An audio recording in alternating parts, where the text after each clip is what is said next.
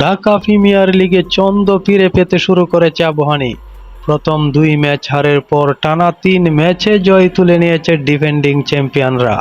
শনিবার ১৬ মে মিরপুর শেরেবাংলা স্টেডিয়ামে অনুষ্ঠিত ম্যাচে বসুন্ধরা টাইগার্সকে হারিয়েছে মোসাদ্দেক হোসেনের দল। শুরুতে ব্যাট করে নির্ধারিত ৫০ ওভারে ৯ উইকেটে ২০৯ রান করে বসুন্ধরা টাইগার্স। দলটির হয়ে সর্বোচ্চ ৮১ রান করেন আমিনুল ইসলাম বিপ্লব।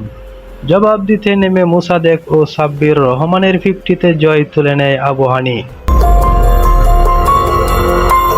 এই জয়ে ৩ ম্যাচে ৬ পয়েন্ট নিয়ে পয়েন্ট টেবিলের ৩-এ উঠে এসেছে আবাহনী।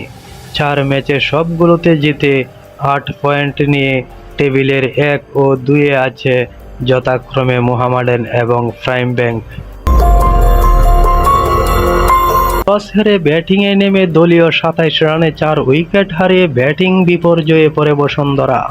দলটির ২ ওপেনার সাইফ হাসান এবং ইমরানুজ্জামান ২ অঙ্ক ছুঁতে পারেননি। ২ অভিজ্ঞ ব্যাটার ফজলে মাহমুদ ও অধিনায়ক নুরুল হাসান সোহানও ব্যর্থ হয়েছেন ব্যাট হাতে। পঞ্চম উইকেটে ১৩৩ রানের জুটি গড়ে বিপর্যয় সামাল দেন আমিনুল ইসলাম বিপ্লব ও নাহিদুল ইসলাম। নাহিদুল করেন ৯৫ বলে ৬৩ রান। দারুণ খেলতে থাকা বিপ্লব থামেন ৯-৪ ও ১ ছক্কায় ১১৭ বলে ৮১ রান করে। বিপ্লব নাহিদুলের জুটি ভাঙার পর শেষ দিকে তেমন রান তুলতে পারেনি বসুন্ধরা। শেষ ১০ ওভারে কেবল ৪৯ রান করে দলটি। তাতে শেষ পর্যন্ত নির্ধারিত ওভারে ৯ উইকেটে ২০৯ রান করে থামে বসুন্ধরা টাইগার্স। আবাহনীর হয়ে সর্বোচ্চ ৪ উইকেট নেন রোহান উদ্দুলা বর্ষণ। ২টি করে উইকেট পেয়েছেন মোসাদ্দেক এবং খালেদ আহমেদ। জবাব দিতে নেমে শুরুতে ব্যাটিং বিপর্যয়ে পড়ে আবাহনী। ৪০ রানে ৪ উইকেট হারিয়ে ধুঁকতে থাকে দলটি।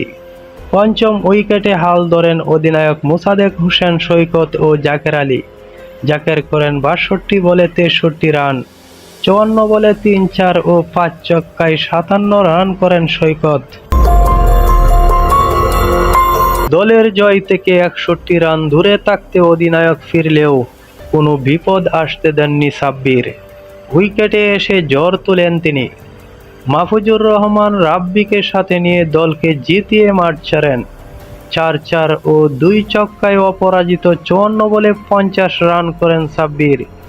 রাব্বি অপরাজিত ছিলেন ২৭ বলে ২২ রান করে।